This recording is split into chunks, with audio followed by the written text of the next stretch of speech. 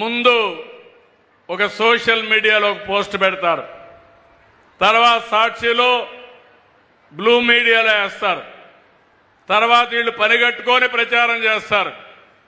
మనకు మీకు సేవ చేయాలని మా ఆలోచన. వీళ్ళు మాత్రం 24 గంటలు విష ప్రచారం చేయాలని ఆలోచిస్తున్నారు. నేను చెప్పిన 10 సంఘటనలు మీరు ఇంట్లో కూర్చొని బేరే చేయండి.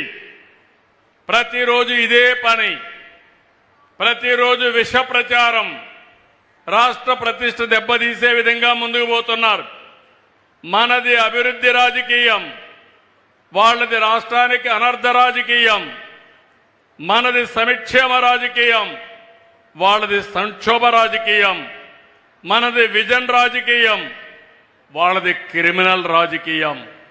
అందుకే మీ అందరినీ కోరుతున్నా, ఈరోజు స్వచ్ఛ ఆంధ్రప్రదేశ్ రోజున స్వచ్ఛ ఆంధ్రప్రదేశ్లో చెత్త తీయడమే కాదు, స్వచ్ఛమైన ఆలోచనలు రావాలి. స్వచ్ఛమైన ఆలోచనలతో మనం ముందుకు పోవాలి. ఎవరైనా స్వచ్ఛమైన ఆలోచనలతో కాకుండా క్షుద్ర రాజకీయాలు చేసే ఆలోచనలు వస్తే వాళ్లకు బుద్ధి చెప్పతామని గట్టిగా మీరందరూ కూడా హర్షాన్ని, ఆమోదాన్ని తెలియజేయాల్సిన అవసరం ఉంది. అప్పుడే ఈ రాష్ట్రానికి మంచి జరుగుతుంది.